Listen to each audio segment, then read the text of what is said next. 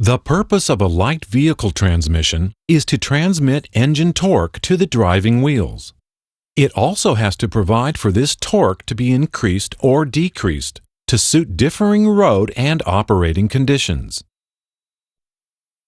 In a manual transmission, this is done by the driver, manually selecting gear ratios to suit.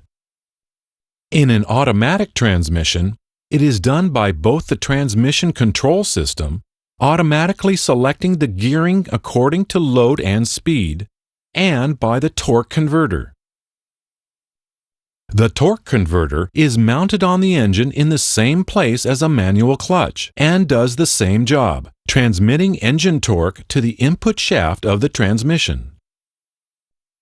It can also multiply torque according to driving conditions.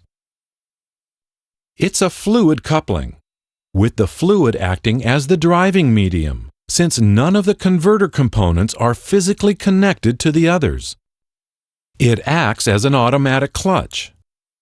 At engine idle speeds, it allows the engine to operate while the vehicle is stationary and the transmission is in a drive range.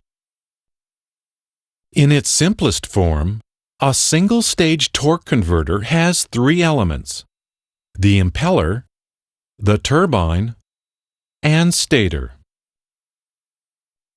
All three have angled or curved vanes and are contained in a single casing. They are separated from each other by thrust bearings, but maintain a close relationship for efficient torque transmission. The impeller has a large number of vanes attached to the converter case to form the driving member. The vanes rotate with the casing as the engine rotates. Each one has a slight curvature and is set radially in the case.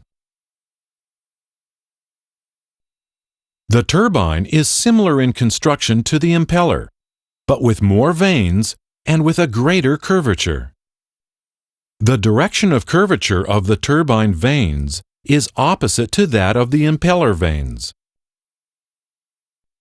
The turbine is free to rotate in the casing, and a central spline mates with a spline on the input shaft.